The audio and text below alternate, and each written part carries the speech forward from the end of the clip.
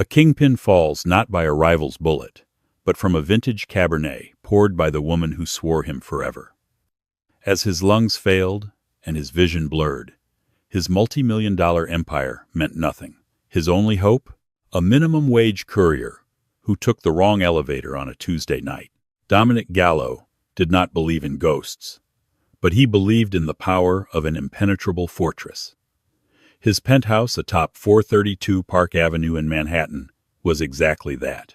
Suspended 1,000 feet above the glittering grid of New York City, it was a sanctuary of silence, isolated from the sirens and the grid of the streets he secretly controlled.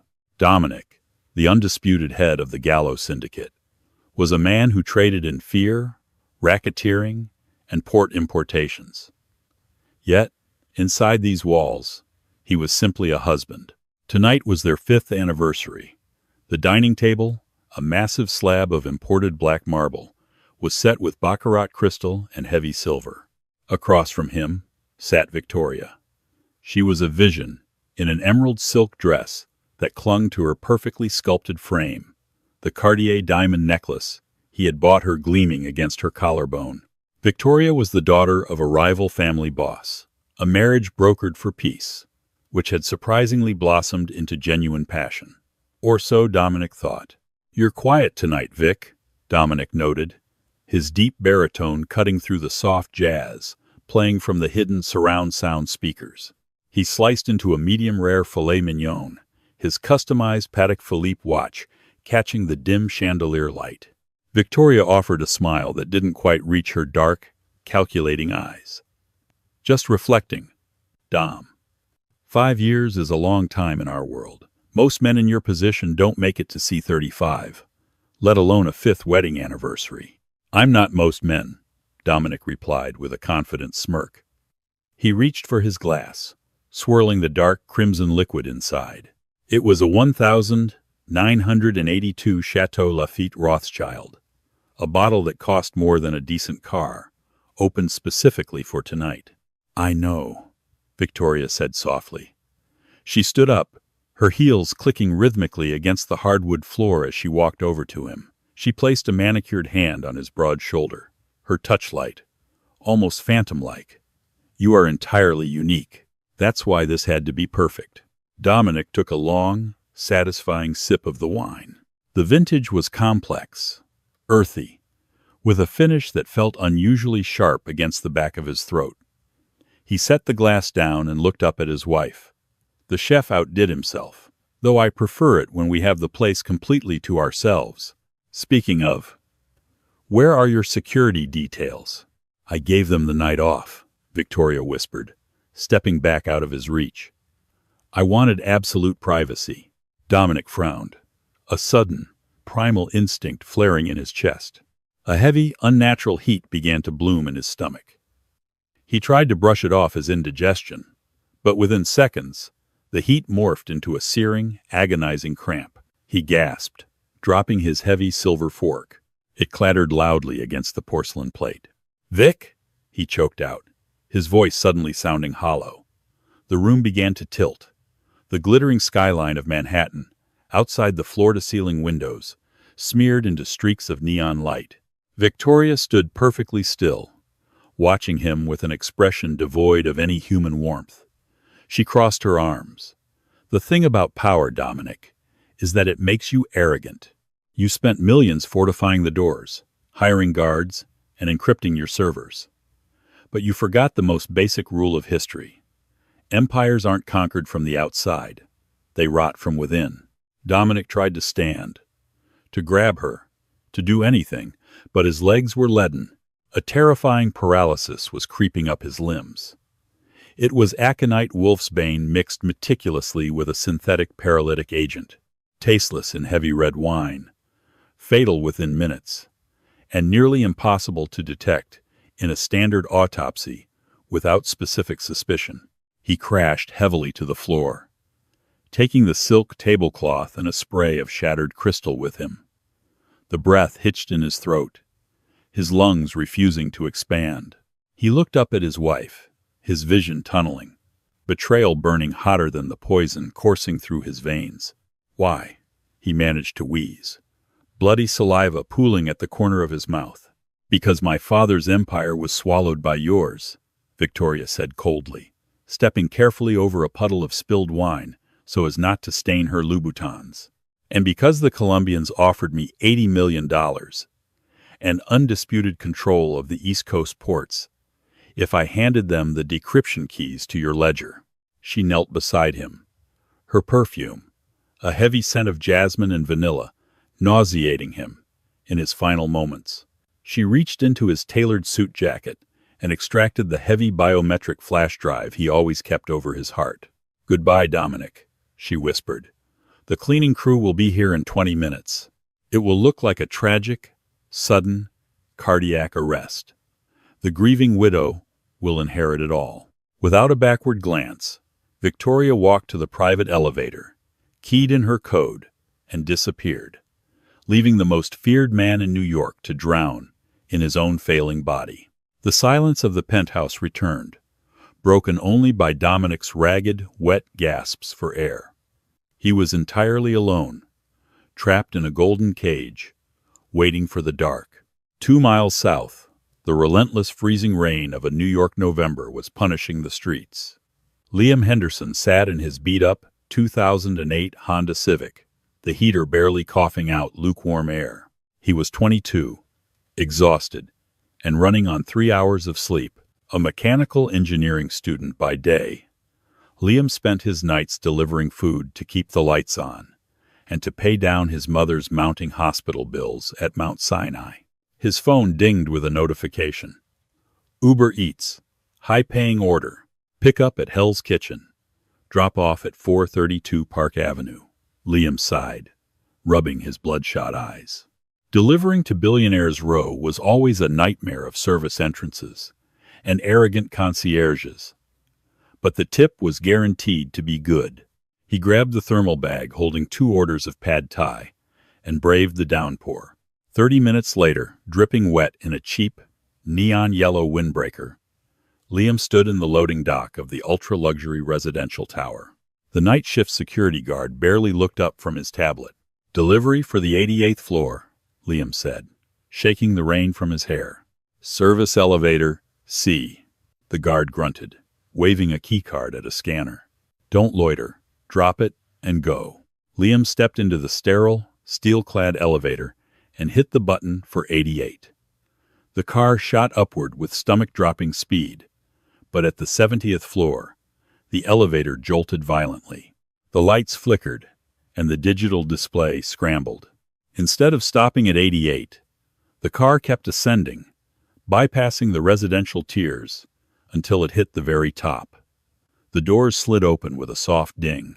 Liam stepped out cautiously. This wasn't a hallway. It was a private foyer lined with mahogany, leading directly to a massive set of double doors. One of the doors was propped open by a shattered crystal wine glass. "Hello?" Liam called out. "Food delivery?" No answer. Only a strange, wet, choking sound coming from the shadows of the living room. Liam hesitated. Every instinct he had developed growing up in Queens screamed at him to get back in the elevator. But the choking sound grew more desperate.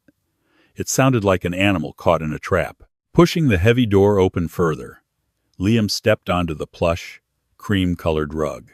He froze. Lying in the center of the room, amidst broken glass and spilled wine, was a man in a bespoke tuxedo. The man's face was pale, his lips tinted a terrifying shade of blue, and his eyes were rolled back. He was violently convulsing. "Hey, sir!" Liam dropped his thermal bag and rushed over, sliding to his knees. He grabbed the man's shoulders. "Sir, can you hear me? I'm calling 911. Liam fumbled in his soaked pocket for his phone, his hands shaking. But before he could dial the 3 digits, a heavy, cold hand shot out and gripped his wrist with terrifying, desperate strength. Dominic Gallo forced his eyes to focus on the blurry figure in yellow. It took every ounce of his failing neurological system to form words. "No, cops," Dominic wheezed, blood bubbling at his lips. "They're bought. Dead man. If they come." Liam stared in horror. You're dying, man. I have to call an ambulance. Phone, Dominic gasped, weakly tapping his own pocket.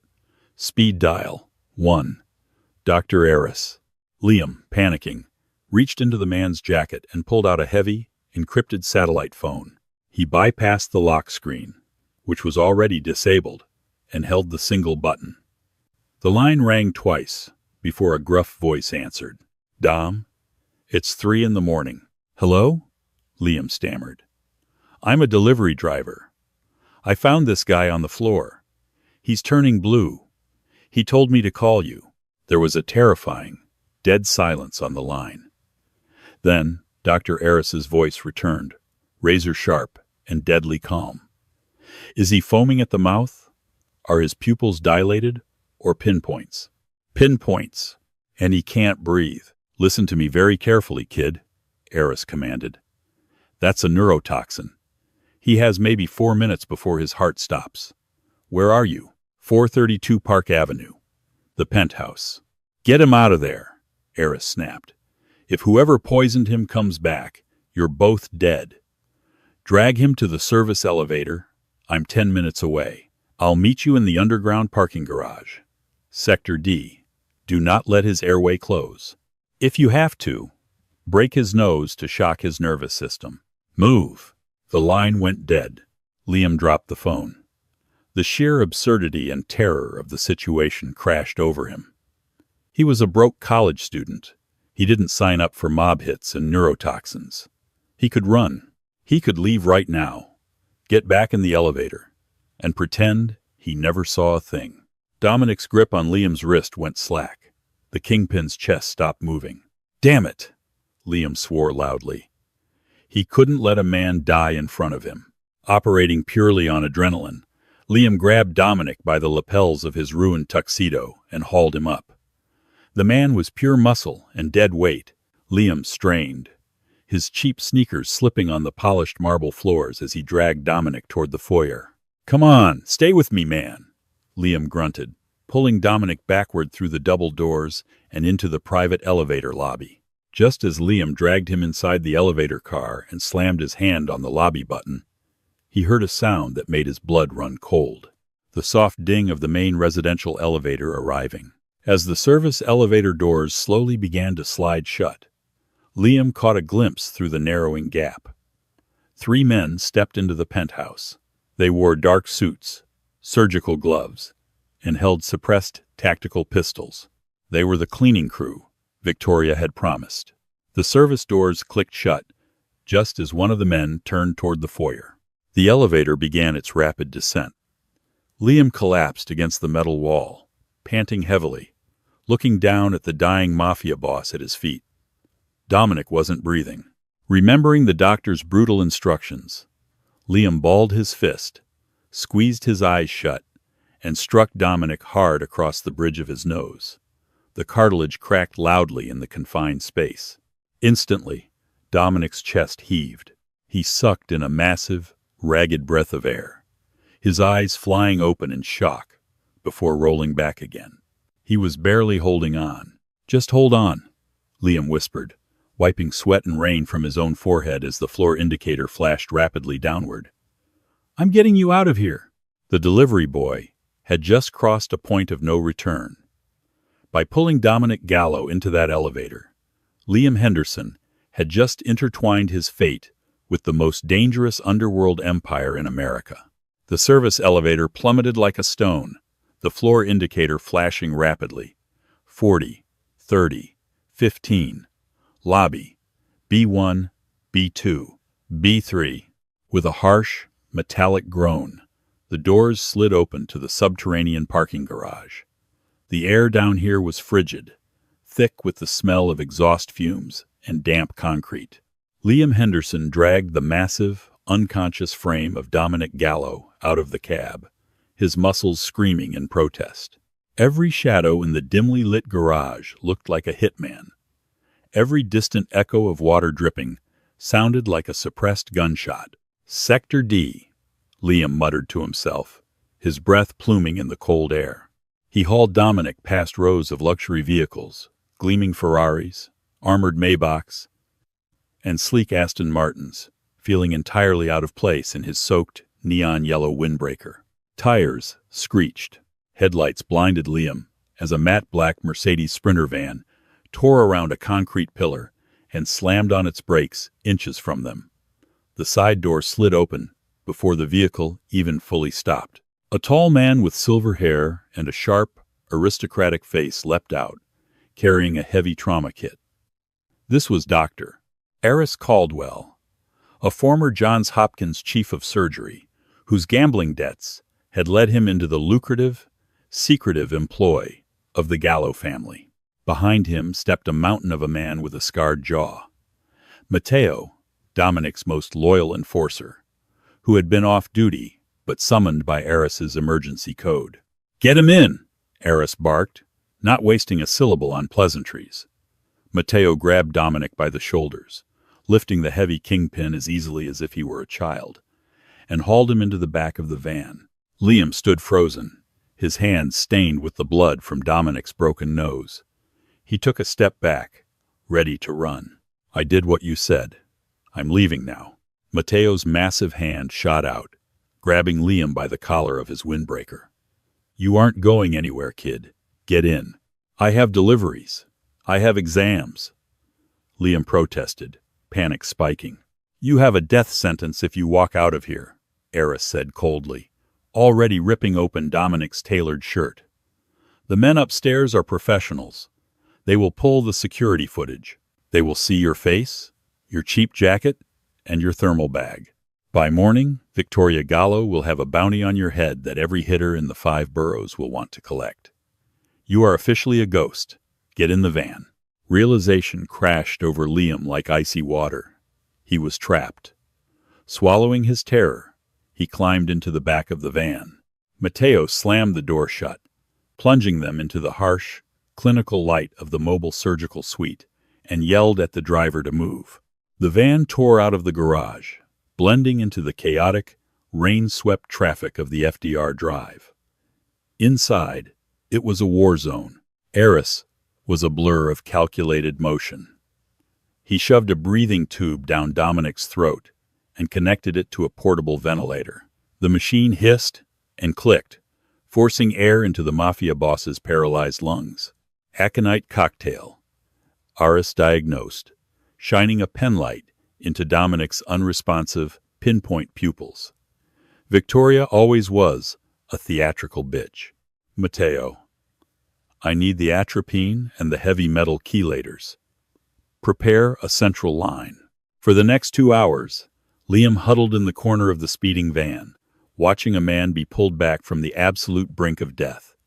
Eris worked with a terrifying, blood-soaked efficiency.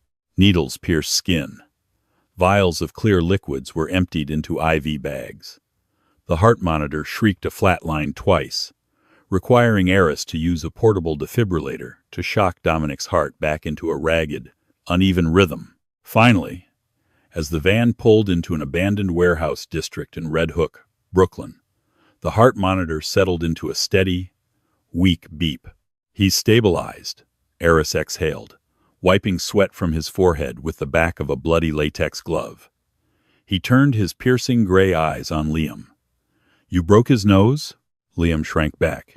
"You told me to. You said shock his system." Eris stared at him for a long moment. Then a dark chuckle escaped his lips. "I did. And you actually had the spine to do it. You saved his life, kid. But you also just ruined your own." They transported Dominic into a subterranean bunker, hidden beneath a dilapidated meatpacking facility. It was a fully stocked safe house, a relic from the old mob wars, complete with a medical bay, an armory, and a bank of encrypted servers. It took 48 hours for the paralytic agent to fully flush from Dominic's system. During that time, Liam was a prisoner, pacing the concrete floors, terrified for his mother at Mount Sinai. He explained his situation to Matteo, who merely grunted and confiscated Liam's phone, snapping the SIM card in half. On the 3rd day, Dominic Gallo woke up. He didn't thrash or scream. His dark eyes simply snapped open, staring at the concrete ceiling. He slowly pulled the oxygen cannula from his nose and sat up, his muscles trembling from the aftershocks of the poison.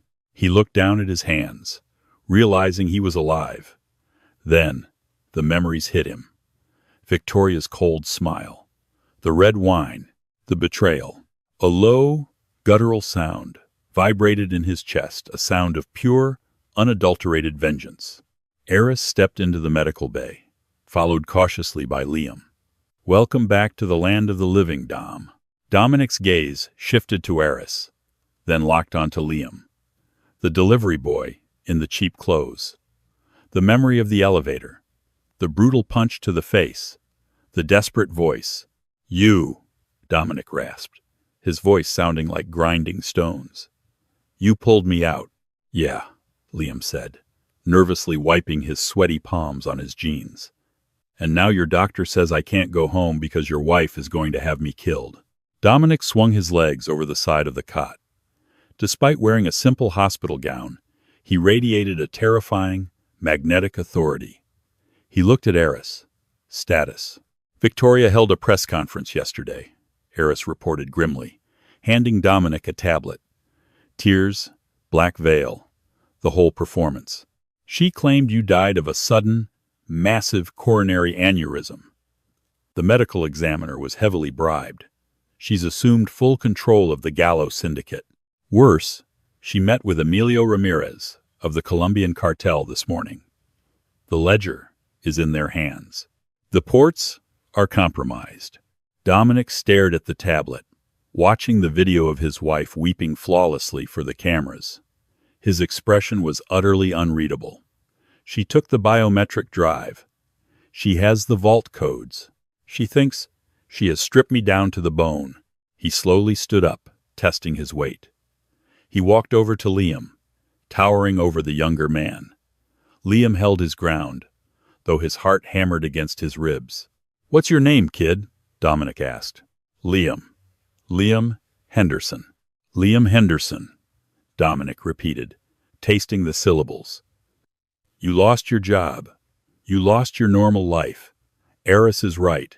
If you step back out into the sun, Victoria's men will skin you alive just to make sure there are no loose ends.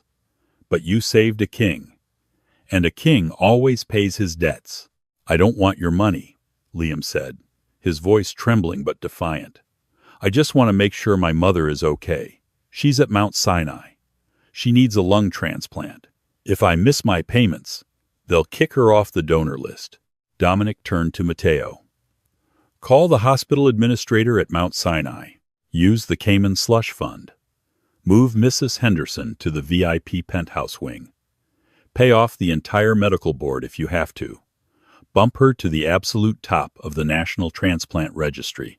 Liam's jaw dropped. You can do that?" "I am Dominic Gallo," he said softly, a dark fire igniting in his eyes. "I may be a dead man, Liam, but even from hell, I can move mountains. Now, you work for me." 2 weeks passed. The subterranean bunker in Red Hook became a war room. Dominic's physical recovery was brutal but rapid. Fueled by a quiet, burning rage, he pushed himself through grueling physical therapy, transforming his weakened body back into a weapon. Yet, he knew Braun wouldn't reclaim his empire. Victoria had severed all his alliances, bought off his capos, and fortified her position with Colombian cartel muscle. Dominic was a ghost, and ghosts couldn't declare open war. They had to haunt. He needed to strike at her most prized possession, the encrypted ledger. The drive she stole contains the routing numbers to $3 billion in offshore accounts, plus the blackmail files on half the state legislature. Dominic explained one evening. He was standing over a massive blueprint of Manhattan, spread across a metal table. "But Victoria is smart. She knows I'm paranoid. She doesn't realize that the biometric drive is entirely useless without a secondary physical cipher." Liam, who had spent the last 2 weeks maintaining the bunker's failing ventilation systems with scavenged parts, wiped grease from his hands and walked over. "A 2-factor authentication, but hardware-based?" Dominic looked at the young engineering student with a hint of respect. In the past fortnight, Liam had proven to be incredibly resourceful. He wasn't a hardened criminal, but he was sharp, desperate, and fiercely intelligent. Exactly, Dominic said.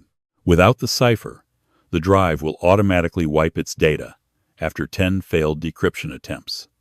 Victoria will be stalling Ramirez, pretending she's just organizing the transfer. She's looking for the cipher. Where is it? Liam asked. In the last place a billionaire mafia boss would ever put something valuable, Dominic smirked.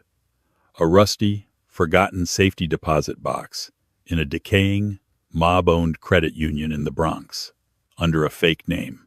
The problem is, Victoria has locked down the city. Her men are watching all my known associates, all my old haunts. If Mateo or Eris walk into that bank, they'll be recognized and shot before they reach the teller. Dominic slid his gaze over to Liam. But nobody knows the delivery boy. Liam swallowed hard. You want me to walk into a mafia-controlled bank and steal a vault key? You aren't stealing it. You're retrieving it, Dominic corrected, sliding a forged New York driver's license and a weathered brass key across the table. The name is Julian. No. Let's use Arthur Pendleton. The box is under Arthur Pendleton. You dress in your courier gear. You carry a clipboard. You belong everywhere, Liam. That's the magic of a uniform. People look right through you. Liam stared at the key. His mother was currently resting in a luxury suite, breathing easily under the care of the city's top pulmonologists, all paid for by the man standing in front of him. He owed Dominic, and, strangely, he found himself drawn into the magnetic orbit of the fallen king. Dominic wasn't the monster the news portrayed. He was ruthless, yes, but he operated on a strict code of loyalty, a code Victoria had shattered. What does the cipher look like? Liam asked, picking up the key. Dominic's lips curled into a genuine smile. It looks like an antique pocket watch. Once you have it, we bring her empire crashing down. The next morning, Liam found himself stepping off the subway at the Grand Concourse in the Bronx. He wore his faded yellow windbreaker, a baseball cap pulled low, and carried a bulky thermal delivery bag to complete the illusion. The November chill bit at his face, but he was sweating underneath the jacket. The credit union was a miserable, gray stone building flanked by two heavily tattooed men, smoking cigarettes. Cartel soldiers, Ramirez's men, loaned to Victoria to secure her new assets. Liam forced his heart rate down.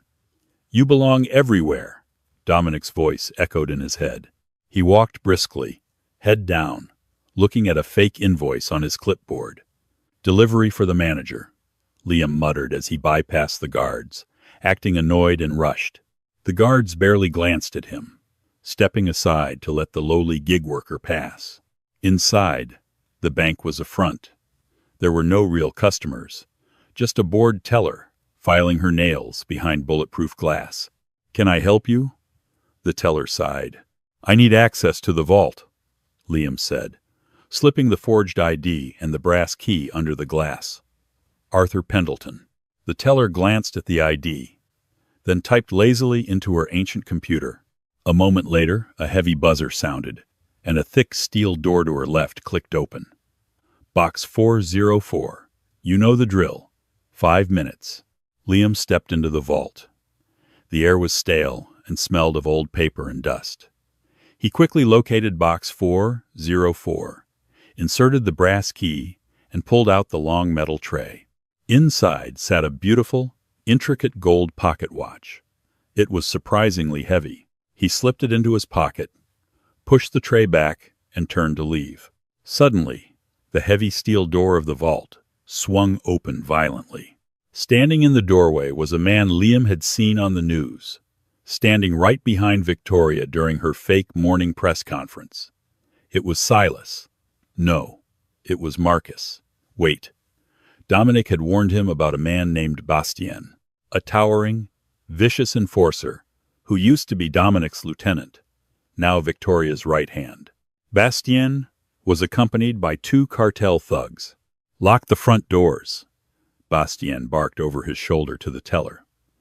He stepped into the vault, his dark eyes locking onto Liam. Bastien didn't recognize him as the delivery boy from the penthouse. The footage had been grainy, but he recognized someone who didn't belong.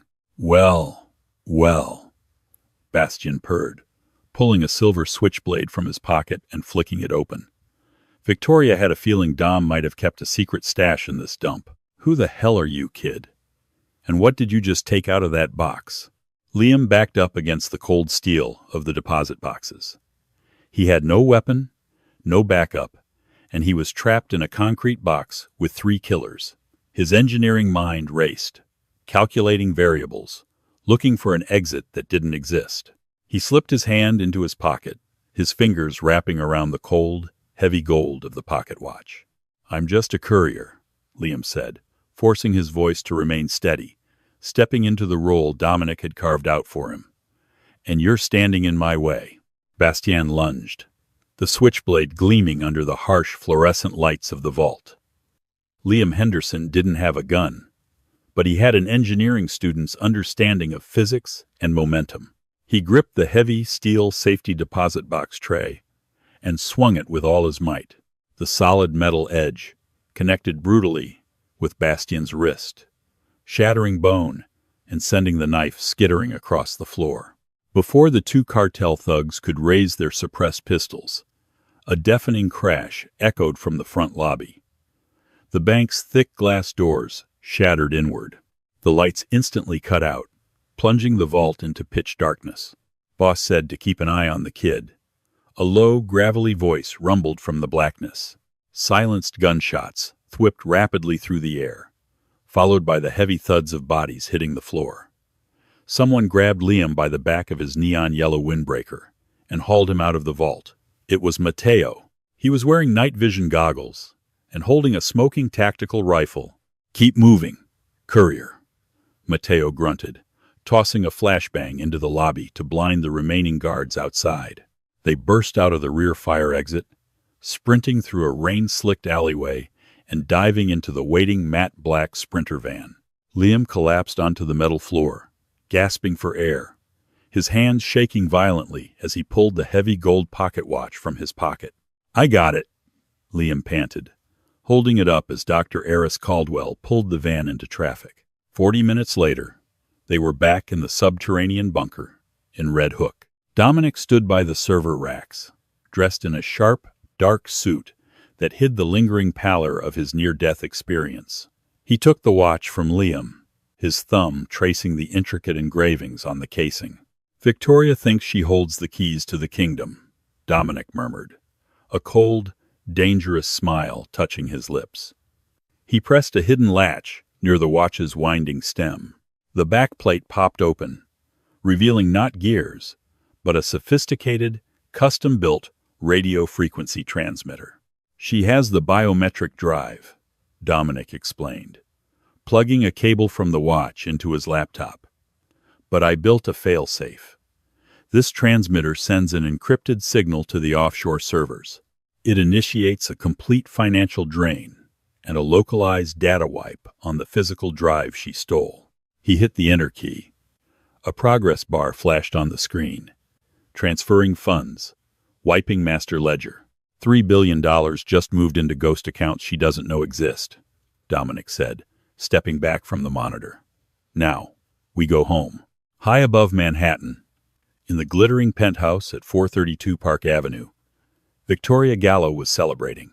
She stood in her immaculate living room, pouring vintage champagne for Emilio Ramirez, the ruthless head of the Colombian cartel.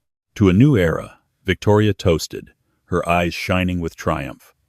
"The port routes are yours, Emilio. My husband's infrastructure is entirely at your disposal." Ramirez smiled, taking the crystal flute. "And the funds? The proof of your leverage?" "Right here," Victoria said smoothly.